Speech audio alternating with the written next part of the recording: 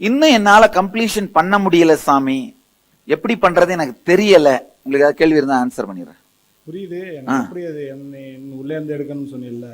அதாவது உங்க வாழ்க்கையில நீங்க சந்திச்ச பெரிய ஒரு பலவீனமான நிகழ்ச்சி ஏதாவது ஒண்ணு சொல்லுங்க. ஸ்கூல்ல படிக்கும் போது இருந்துச்சு சாமி. என்ன நடந்தது? ஹாஸ்டல் விட்டு வந்துட்டேன் வீட்டுக்கு. அதுக்கப்புறம் மருத்துவரி கொண்டு விட்டாங்க அப்பா. அப்பவும் சொல்லாம வந்து பஸ் ஸ்டாண்ட்ல படுத்துட்டேன். வரும்போது நமக்குன்னு யாருமே இல்லை அப்படிங்கிறது நடந்துச்சு. ஓகே, நான் என்ன சொல்றேன், அந்த நிகழ்ச்சியை திரும்ப வாழும் பொழுது ஆழ்ந்த அந்த அந்த பயம், துக்கம், பரிதவிப்பு எல்லாமே நடக்கும் உங்களுக்குள்ள, இல்லையா? ஆமா ஆமா. உண்மையில பார்த்தா அந்த நிகழ்ச்சியில அந்த மாதிரி மட்டும்தான் ஹேண்டில் பண்ண முடியுமா? நீங்க அந்த மாதிரி ஹேண்டில் பண்ணது கம்ப்ளீட்டா சரியா? இல்ல சாமி, தவறுதான். அதொன்னு அப்ப ஒருவேளை தெரியாம அந்த மாதிரி ஹேண்டில் பண்ணிட்டீங்க, இன்னமும் அந்த பரிதவிப்பு உங்களுக்குள்ளேயே இருந்துட்டு இருக்கணுமா? இருக்கக்கூடாது சாமி, தேவையில்லை தானே? அதனால இந்த தெளிவா இத கம்ப்ளீட் பண்ணிடணும்ன்ற முடிவோட உட்கார்ந்து அதை ஆழ்ந்து வாழ்ந்து பாத்தீங்கன்னாலே போதுமே. அந்த பரிதவிப்பு, துக்கம் எல்லாமே கரைஞ்சு போயிடும். அது ஒன்ஸ் கரைஞ்சிச்சுன்னா திரும்ப அந்த நிகழ்ச்சியை நினைச்சா கூட அந்த பரிதவிப்பு உள்ள இருக்காது. உங்க சிந்தனையில அதே பரிதவிப்பு வராது. ஆமா, நீங்க சொன்ன மாதிரி நான் அதை மறுபடியும் யோசிச்சு பார்க்கும்போது வருது சாமி. அதான் எனக்கு ஒன்றும் புரியல. இல்ல, ஃபர்ஸ்ட் நான் என்ன சொல்றேன், கம்ப்ளீஷனை பண்ணும் பொழுது உட்கார்ந்து இப்ப அந்த மாதிரி நடந்தது, அந்த சூழ்நிலையில என்னுடைய அறிவுக்கு அந்த மாதிரி முடிவெடுத்தேன், இந்த எமோஷன்ஸ் வந்தது. அப்ப என்ன, திரும்ப அந்த எமோஷன்ஸ் வரும். அந்த பயம், பரிதவிப்பு, துக்கம், ஏமாற்றப்பட்ட உணர்வு, இதெல்லாம் வருது இல்லையா? பெற்றோர்கள் மேல வெறுப்பு எல்லாமே வருது. இத கம்ப்ளீட்டா நடக்க அனுமதிங்க. அப்ப நீங்களே உங்களுக்குள்ள பாருங்க, இது எல்லாமே வந்தது. ஆனா அப்போ நடந்த ஏதோ ஒண்ணுக்காக, அப்ப நான் செய்த தவறான ஒரு புரியாத்தன்மையில எடுத்த அந்த உணர்ச்சி முடிவுக்காக இன்னமும் அதை நான் உள்ள கேரி பண்ணிட்டு இருக்கணுமா? இல்ல, அதுல இருந்து வெளியில தான் சாமி வரும். அதுதான் இப்ப இந்த தெளிவோட அதை வாழ்ந்தீங்கன்னாலே அது மெல்ட் ஆக ஆரம்பிச்சிரும். இல்ல, புரியுதா என்ன சொல்றேன்? எத்தனை தடவை கம்ப்ளீஷன் பண்ணீங்க? நேத்து நைட்டு படுக்கும் போதோட போய் பார்த்துதான் சாமி பண்ணீங்க. சரி, ஓகே, திரும்ப கம்ப்ளீஷன் பண்ணுங்க. அந்த கம்ப்ளீஷன் கான்செப்ட் புரிஞ்சிருச்சு இல்லையா? திரும்ப பண்ணீங்கன்னா ஒரு அந்த உணர்ச்சி கொந்தளிப்பு மெல்ட் ஆயிருச்சுன்னா, அந்த எமோஷனல் கொந்தளிப்பு மெல்ட் ஆயிருச்சுன்னா திரும்பவும் அதே உணர்ச்சிக்குள்ள போனீங்கன்னா கூட அந்த துக்கம் இருக்காது. அது மட்டும் இல்லாம அந்த துக்கம் இப்ப உங்க எல்லா வாழ்க்கையோட தினசரி சிந்தனை, நடவடிக்கை எல்லாத்தையும் இருக்கும் பாருங்க, அது இல்லாம மெல்ட் ஆயிடும். நல்லது. ஆனா கான்செப்ட் புரியுதுல, கம்ப்ளீஷன் கான்செப்ட். அப்ப சரி, ஓகே, நீங்க சொல்லுங்க, என்ன கேள்வி எக்ஸாக்டாங்க? அதே சூழ்நிலை திரும்ப வரும்போது சாமி, நம்ம கம்ப்ளீஷன் அதோட சேர்ந்து வாழணும்னு சொல்லி நல்லா புரிஞ்சுக்கோங்க. இப்போ உங்களுக்கு இருக்கிற ப்ராப்ளம் செல்ஃப் டவுட். கம்ப்ளீஷன் நடந்ததோ இல்லையோ, பண்ணனோ இல்லையோ, ஒழுங்கா ஆச்சா இல்லையா. இந்த 7:30 சனிக்காக திருநள்ளாறுல போய் குளிச்சுட்டு வந்தோம்னா, தரிசனம் பண்ணிட்டு வந்தோம்னா, கரெக்டா குளிச்சனா, கரெக்டா முழுகி எந்திரிச்சனா, அதுல சொன்ன மாதிரியே எல்லாத்தையும் ஒழுங்கா பண்ணனா, சனியை கரெக்டா சரி பண்ணிட்டனா, ஒரு செல்ஃப் டவுட் இருந்துகிட்டே இருக்கு. எத்தனை பேர் இதை அனுபவிச்சிருக்கீங்க? ஒரு செல்ஃப் டவுட் இருந்துகிட்டே இருக்கு பாருங்க. அதுதான் இப்ப உங்களுக்கு இருக்கிறது. அந்த செல்ஃப் டவுட்டே ஒரு பேட்டர்ன். அதையும் கம்ப்ளீட் பண்ணுங்க. சரி சரி. செல்ஃப் டவுட் எப்போ உங்களுக்குள்ள ஆரம்பிச்சதுன்னு கண்டுபிடிங்க. எப்போ ஆரம்பிச்சிருக்கோம்? நல்ல கேளுங்க. செல்ஃப் டவுட் எப்ப தெரியுமா வாழ்க்கையில் ஆரம்பிக்குது? உங்க மமகாரம் வேறையாவும் அகங்காரம் வேறையாவும் இருந்து நீங்க செயல்பட ஆரம்பிக்கும் போது, நீங்க ஃப்ராடுன்னு உங்களுக்கே தெரியும் போது உங்களுக்குள்ள வர்றதுதான் செல்ஃப் டவுட். உங்க மமகாரம் பயந்தாங்குள்ளியா இருக்கு, தைரியம் இல்லாதவனா இருக்கு. அகங்காரம், நான் பெரிய ஆள்றா, எனக்கு தெரியாதாரா உனக்கு. இப்ப இந்த முகமூடியோட நீங்க வாழ ஆரம்பிக்கிறீங்களா, அப்போ உங்களுக்கே தெரியும் நீங்க ஃப்ராடு பண்றீங்கன்னு, இல்லாததை காமிக்கிறீங்கன்னு. அப்ப ஆரம்பிக்கிறது தான் செல்ஃப் டவுட். உங்களை நீங்களே சந்தேகப்படுறது. அது அப்படியே தொடர்ந்து உங்க வாழ்க்கையில வந்துட்டே இருக்கும். ஏன்னா மமகாரம் வேறையா இருக்கு, அகங்காரம் என்னவா இருக்கு, வேறையா இருக்கு. உங்க முகம் வேறையா இருக்கு, முகம் மூடி வேறையா இருக்கு. புரியுதா? அப்ப ஆரம்பிக்கிறதா அந்த சுய சந்தேகம், செல்ஃப் டவுட். அதாவது மத்தவங்க உங்களை சந்தேகப்படாத மாதிரி நடிச்சிருவீங்க, ஆனா நீங்க உங்களை சந்தேகப்படாத மாதிரி நடிக்க முடியுமா? முடியாது. அதனாலதான் வள்ளுவர் ரொம்ப அழகா சொல்றாரு, மத்தவங்க எல்லாரையும் ஏமாத்திரலாம், ஆனா நம்மளை ஏமாத்த முடியாது. தன்னெஞ்சு அறிவது பொய்யற்க, பொய்த்தபின் தன்னெஞ்சே தன்னை சுடும். அந்த தன்னெஞ்சு அறிவதை பொய்த்ததால் தான் தன்னெஞ்சு என்ன பண்ணுது? தன் மீது சந்தேகத்தால் தன்னை சுடுது. மமகாரம் ஆவதை மாற்றற்க, மாற்றிட தன்னைத்தானே சந்தேகம் சுடும்.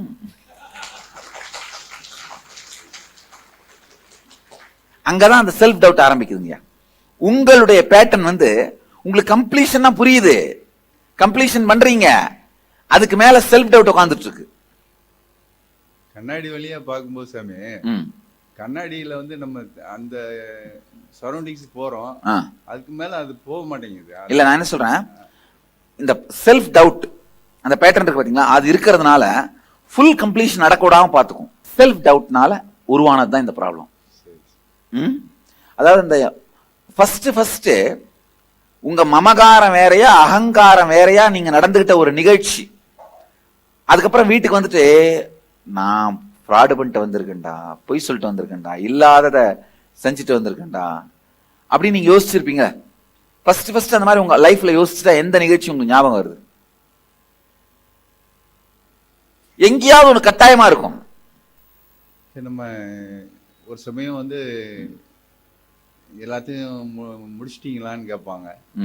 நான் எல்லாம் முடிச்சிட்டேன் அப்படின்னு சொல்லிட்டு வருவேன். ஆனா மனசு புரியுதா?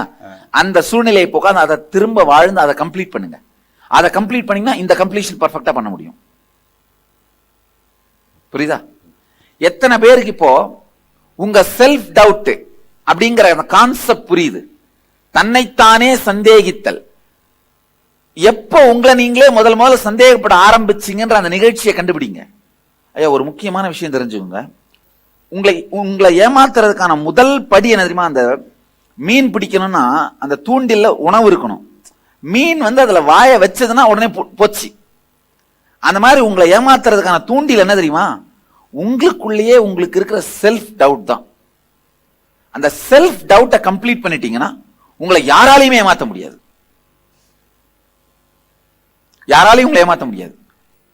செல்ஃப் டவுட் இல்லாம போச்சுன்னா யாராலையுமே நம்மளை ஏமாத்த முடியாத ஒரு பெரிய ஸ்திரத்தன்மை வந்துடும். பிரச்சனை என்ன? செல்ஃப் டவுட்டோட ரொம்ப நாளா வாழ்ந்துட்டீங்க. அதனால உங்களால உங்களையே நம்ப முடியாது. அந்த குழந்தைகளுக்கு நாங்க பண்ற முதல் வேலையே என்னன்னா, குருகுலத்துல அந்த கம்ப்ளீஷனை கத்து கொடுத்துறோம். குழந்தைங்க என்ன பண்ணுதுங்க? ரொம்ப ஈஸியா பிடிச்சுக்குதுங்க. நீங்க இத்தனை வருஷத்துக்கு அப்புறம் கத்துக்கிறத அந்த குழந்தைங்க 5-6 வயசு 7-8 வயசு 10 வயசுக்குள்ள கத்துக்க ஆரம்பிச்சிடுறாங்க. கொஞ்சம் நினைச்சு பாருங்க, இந்த கம்ப்ளீஷனை சின்ன வயசுலயே கத்துருந்தா உங்க வாழ்க்கையில எவ்வளவு துக்கமும் கஷ்டமும் கம்மியா இருந்திருக்கும், எவ்வளவு சஃபரிங் கம்மியா இருந்திருக்கும். அது மட்டும் இல்ல, செல்ஃப் டவுட்டை கம்ப்ளீட் பண்ணிட்டீங்கன்னா உங்களை பத்தியே உங்களுக்கு ஒரு தாழாத தைரியம் இருக்கும். தன்னை பற்றியே தனக்கு இருக்கிற ஒரு தைரியம் தான் ஆனந்தம். நல்லா புரிஞ்சுக்கோங்க. தன்னை பற்றியே தனக்கு இருக்கிற தைரியம் அதுதான் ஆனந்தம். நீங்க அந்த உங்க மேல உங்க தைரியத்தை உருவாக்கிக்கோங்க.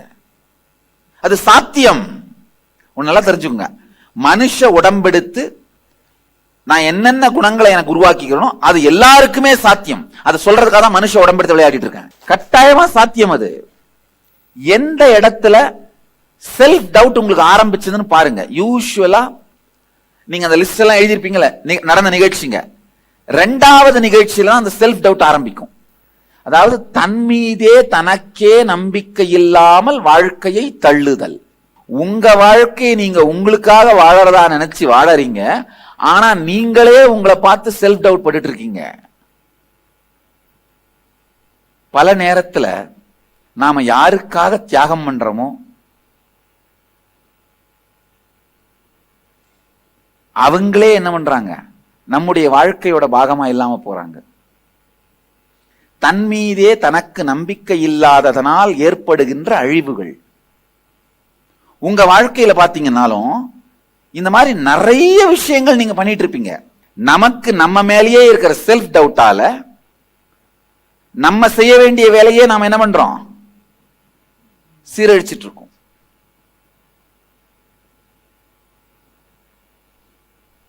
இப்ப செல்ஃப் டவுட்டை கம்ப்ளீட் பண்ணுவோம். செல்ஃப் டவுட்டை கம்ப்ளீட் பண்ணுவோம். தன்னைத்தானே சந்தேகிக்கின்ற மனிதர்கள் தன்னையும் தன்னை சுற்றியும் துக்கத்தை மட்டுமே உருவாக்குவார்கள். தன் மீதே தைரியம் இருக்கின்றவன் ஆனந்தத்தோடு இருப்பான். தன் மீது தனக்கு இருக்கிற தைரியம் தான் ஆனந்தம். சொல்லுங்க, வேற என்ன சொல்ல வரீங்க? அது ரீசெண்டா நடந்த ஒரு முரண்பாடான நிகழ்ச்சியை கண்டுபிடிங்க.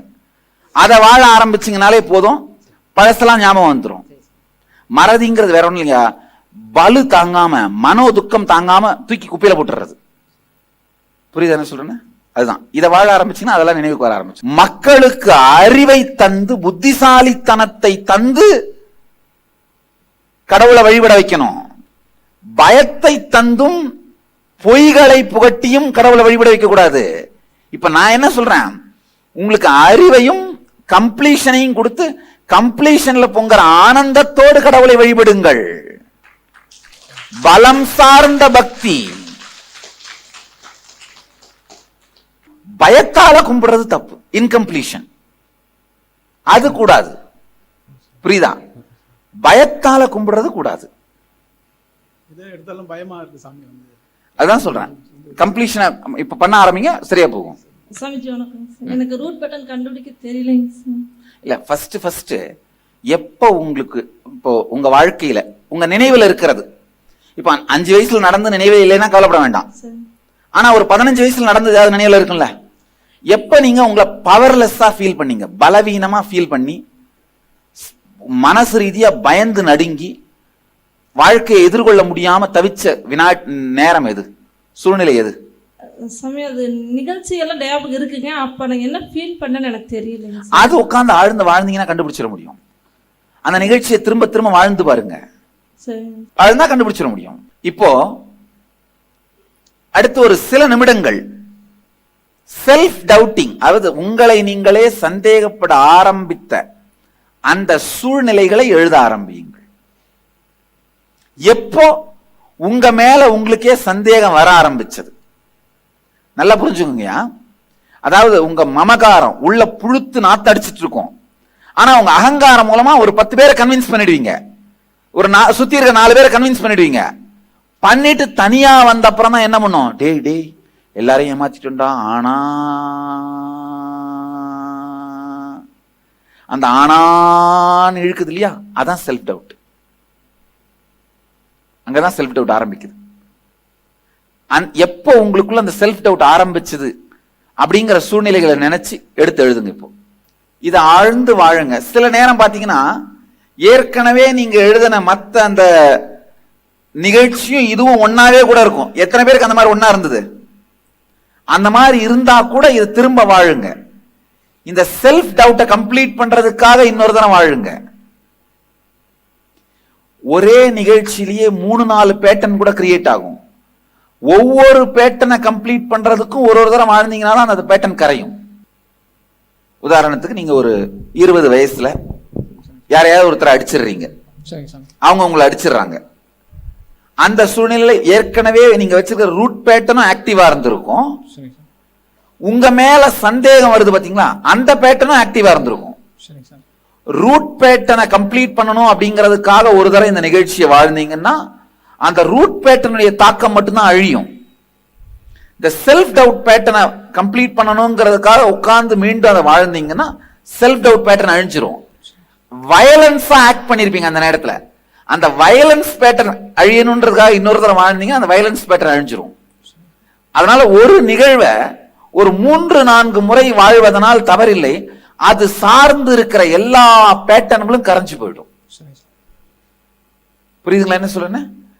பேட்டர்ன் வந்துங்க இந்த வெங்காய தாமரை மாதிரி செடி, இந்த குளத்துல மிதக்கிற வெங்காய தாமரை பார்த்திருக்கீங்களா? அது மொத்தமா சிக்கிக்கிட்டு இருக்கும். ஒன்ன பிடிச்சு இழுத்தீங்கனாலே என்ன பண்ணும், மொத்தமா வரும். அந்த மாதிரி இந்த பேட்டர்னை ரீலீவ் பண்ணீங்கனாலே ஒரு 4-5 விதத்துல ரீலீவ் பண்ணீங்கன்னா கூட என்னவாகும்? திரும்பி வந்து கரைய ஆரம்பிச்சிடும். சரிங்க சார். அதனால இப்ப இந்த செல்ஃப் டவுட்டை கம்ப்ளீட் பண்றதுக்காக கம்ப்ளீட்டா திரும்ப கம்ப்ளீட் பண்ணுங்க. ஒரு மண்ணு வளமா இருந்தா விதை முளைக்கும். மண்ணே எரிஞ்சு போய் வறுத்து செங்கல் சூளை மாதிரி சுட்டுட்டா அதுல விதை விளையுமா? உங்களுடைய உணர்வு ரூட் பேட்டர்ன் வளர்றதுக்கு சாதகமா இருக்கிறதால தான் ரூட் பேட்டர்ன் வளருது. உங்க உணர்வையே பழுக்க வச்சுட்டோம்னா, கம்ப்ளீட் பண்ணிட்டோம்னா ரூட் பேட்டர்ன் வளராது. நீங்க அதிக கஷ்டப்படுற 2 பேட்டர்ன் தான். ஒன்னு பயம், இன்னொன்னு ஆசை, காமம். இதுதான் இல்லையா? ஒரு நல்ல விஷயம் என்னன்னா, காமம் வந்து ரூட் பேட்டர்னா இருக்க முடியவே முடியாது. ஏன்னா ரூட் பேட்டர்ன் வந்து எத்தனை வயசுக்குள்ள ஆரம்பிச்சாகணும்? காமம் எப்பதான் ஆரம்பிச்சாகும்?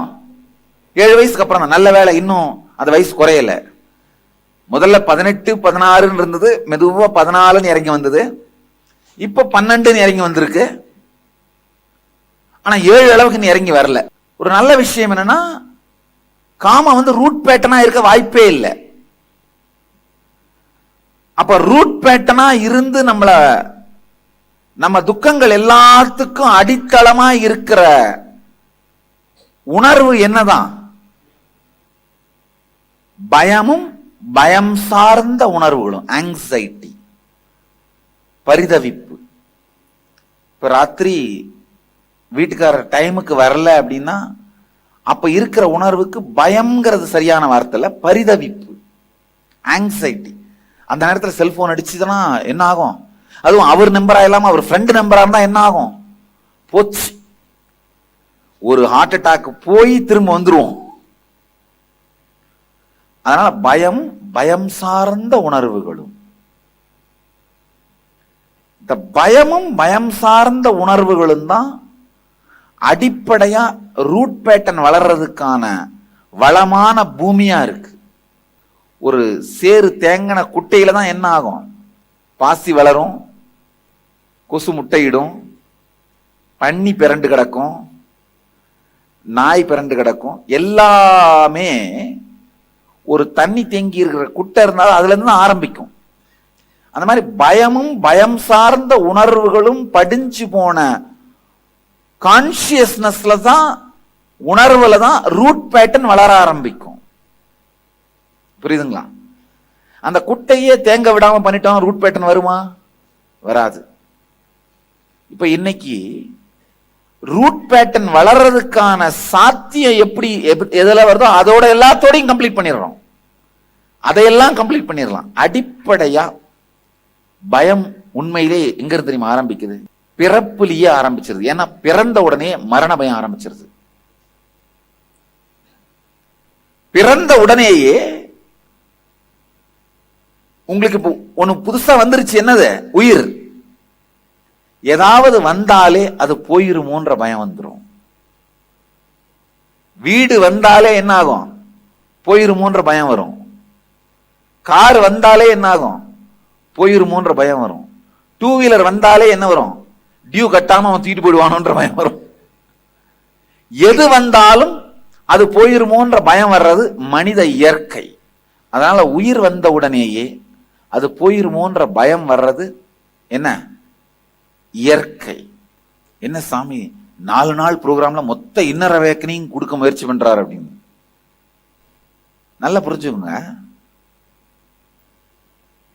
ஆனா இப்ப எடுத்த உடனே சாமி இன்னர் அவேக்கனிங் என்ன டீச் பண்றாரு அதை தான் எடுத்த உடனே ஆரம்பிக்கிறாரு அப்படின்னு. காரணம் என்னன்னா, உண்மையில சாமிகிட்ட வர்ற அத்தனை பேரும் பாத்தீங்கன்னா ஒரு ஆழமான தேடுதலோட தான் வர்றாங்க.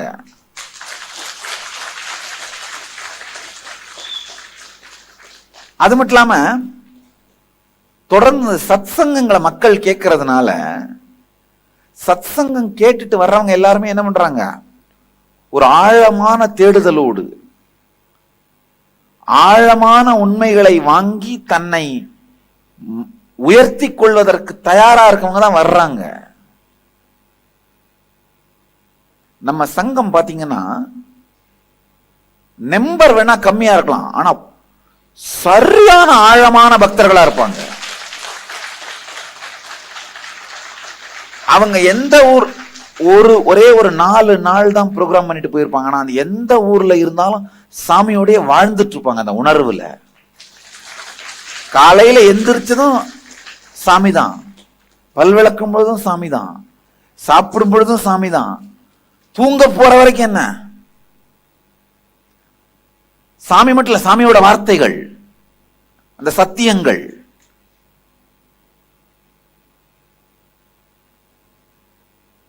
நம்மளது குவான்டிட்டி வேணா கம்மியா இருக்கலாம், ஆனா குவாலிட்டி என்ன?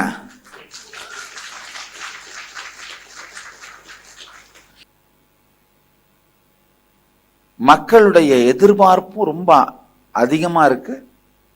எனக்குமே ரொம்ப ஆழமான சத்தியங்களை நேரடியா மக்களுக்கு கொடுக்கணும் தான் விரும்புறேன். எந்த அளவுக்கு உள்வாங்குவார்கள், எந்த அளவுக்கு அனுபவமாக மாற்றிக் கொள்வார்கள், அதை எப்படி தயார் பண்ணிட்டு கொடுக்கறதுன்னு மட்டும்தான் வெயிட் பண்ணிட்டு இருக்கேன். அதாவது பிறப்பால நம்ம எல்லாருக்கும் ஒரு டிஎன்ஏ லேயர் தான் அவேக்கன் ஆகும். நம்ம எல்லாருக்குள்ளயும் 12 டிஎன்ஏ லேயர் இருக்கு. பிறப்பால ஒண்ணு மலரும், பிசிக்கலா மெச்சூர்ட் ஆனீங்கன்னா அப்போ இன்னொன்னு மலரும், அவ்வளவுதான். பிசிக்கலா மெச்சூர்ட் ஆகிறதா உங்களுக்கு புரியுதுன்னு நினைக்கிறேன்.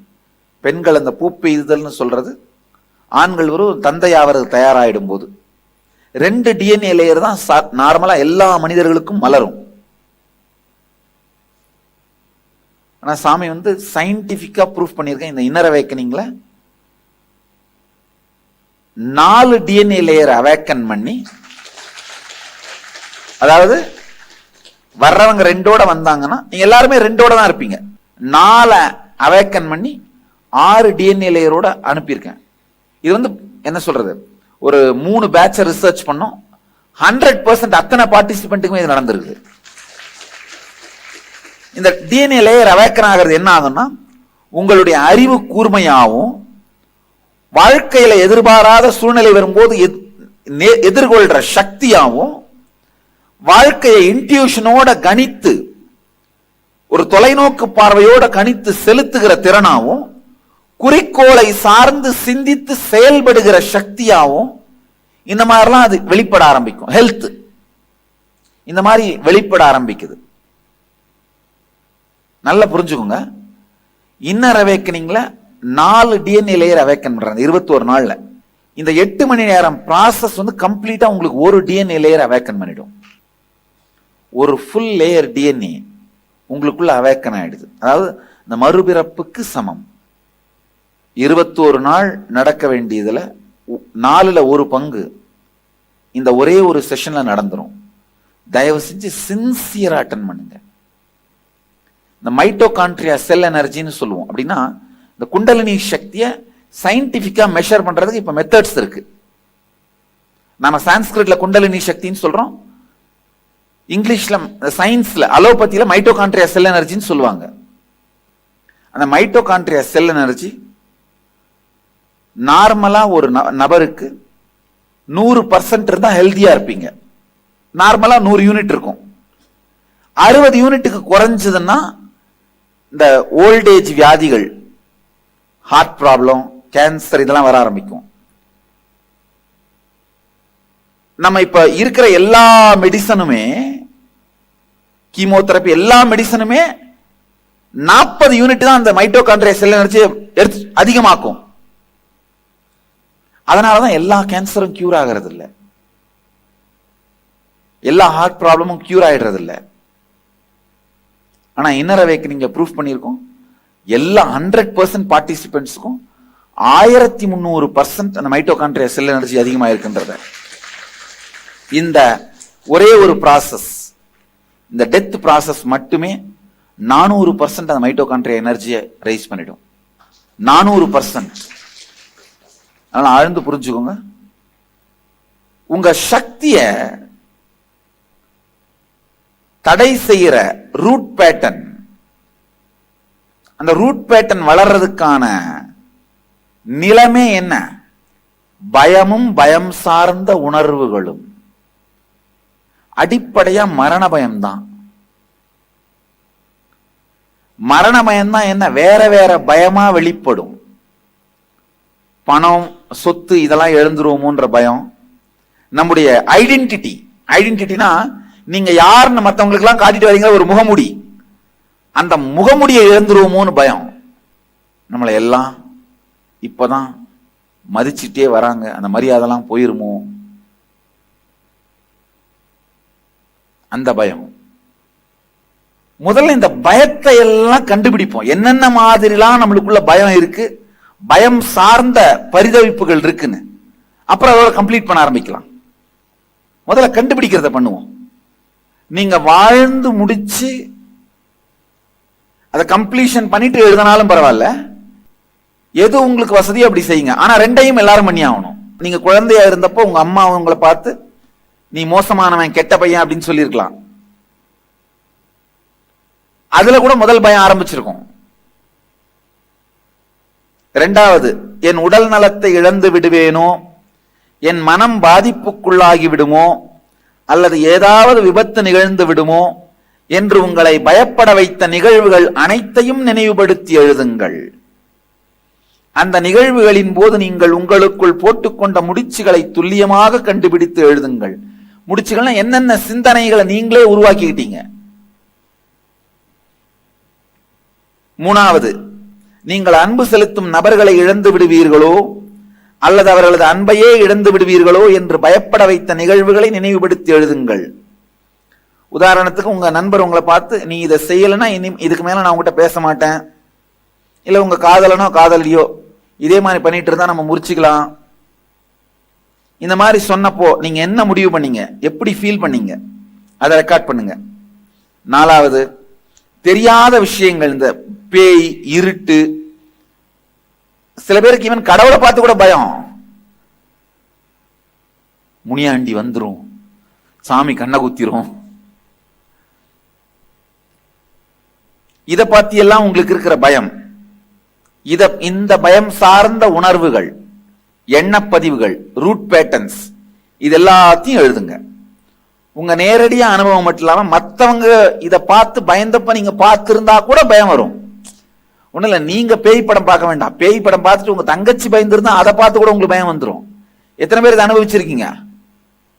அதுதான், பேய் படம் பார்த்துட்டு உங்க பக்கத்து வீட்டமா கத்துறத பார்த்தா நீங்க என்ன பண்ணுவீங்க, பயந்துருவீங்க. திடீர்னு உங்களுக்கு தூக்கி போடுதுன்னு சொல்றீங்க இல்லையா?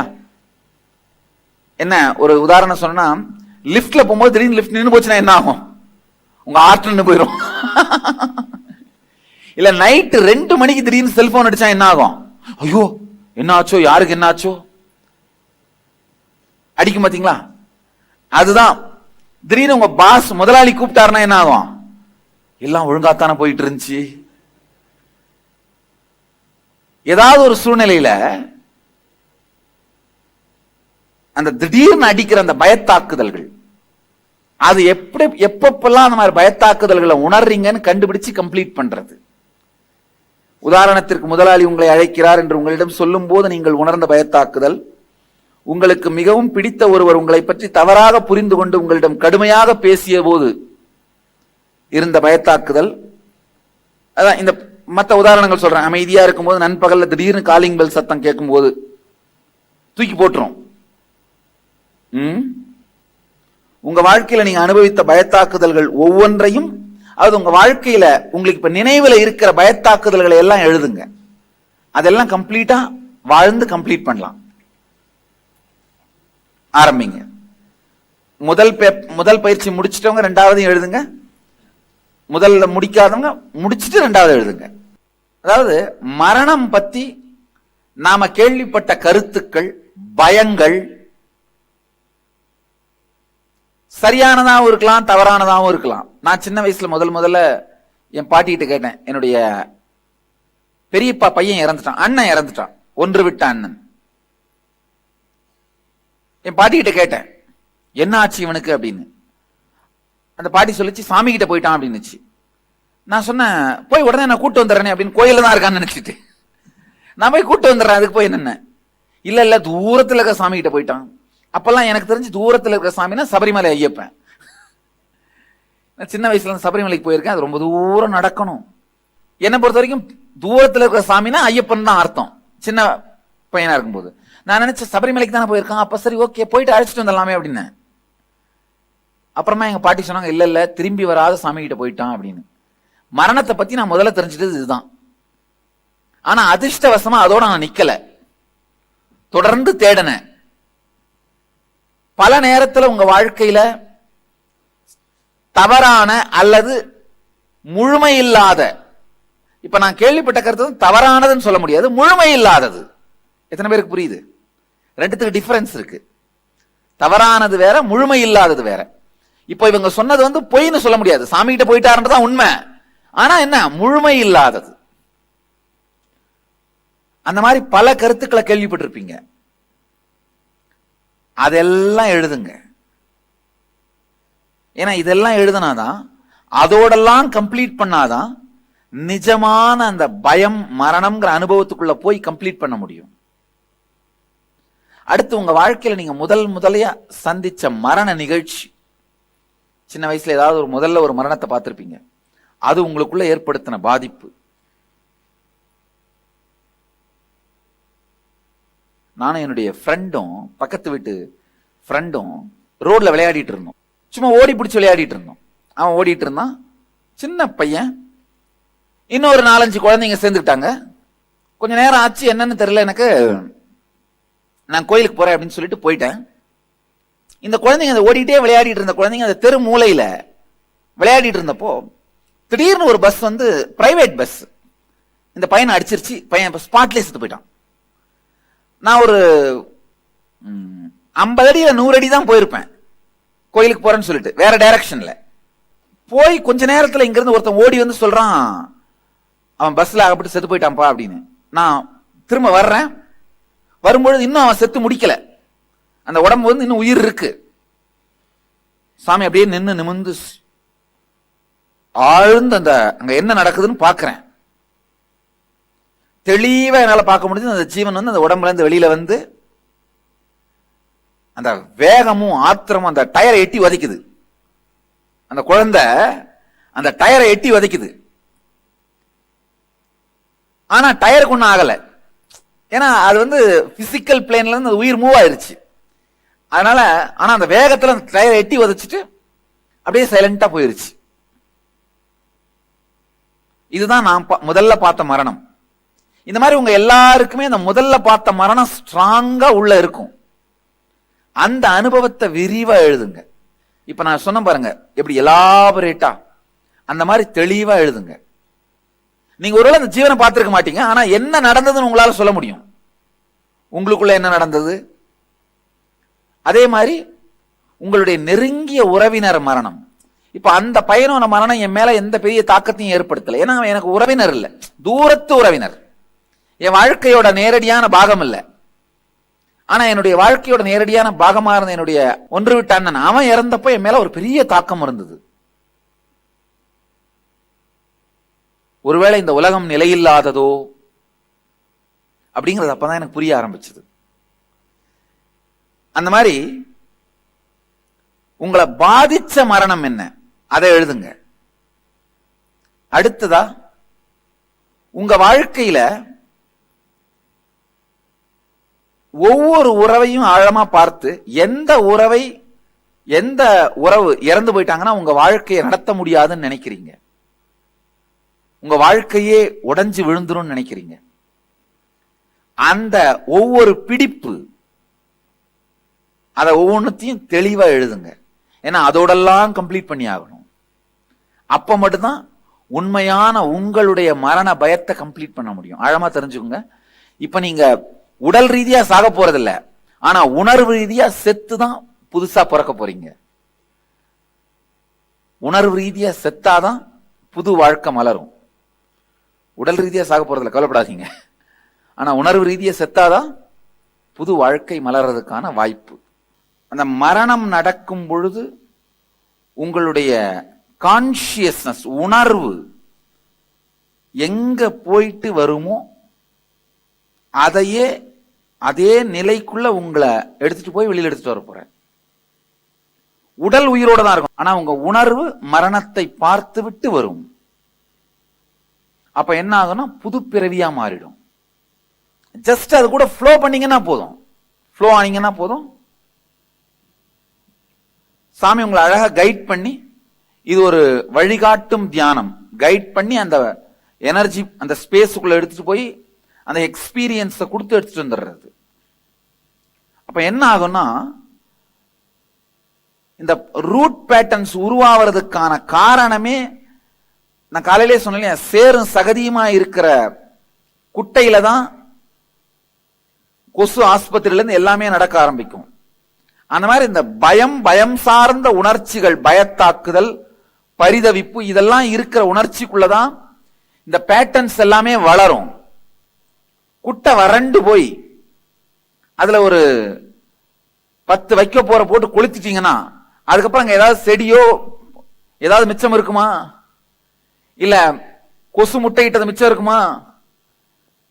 இப்போ ஒரு 10 வைக்க போற போட்டு கொளுத்துற மாதிரி தான் உங்களுடைய மொத்த உணர்வையுமே அந்த கம்ப்ளீஷனுக்குள்ள எடுத்துட்டு போயிடுற. உங்களுடைய தனித்தனியான இன்கம்ப்ளீஷன்ஸ என்னால உட்கார்ந்து கம்ப்ளீட் பண்ண முடியாது. ஆனா மொத்த இன்கம்ப்ளீஷன்ஸுக்கும் நெருப்பு வச்சிட முடியும்.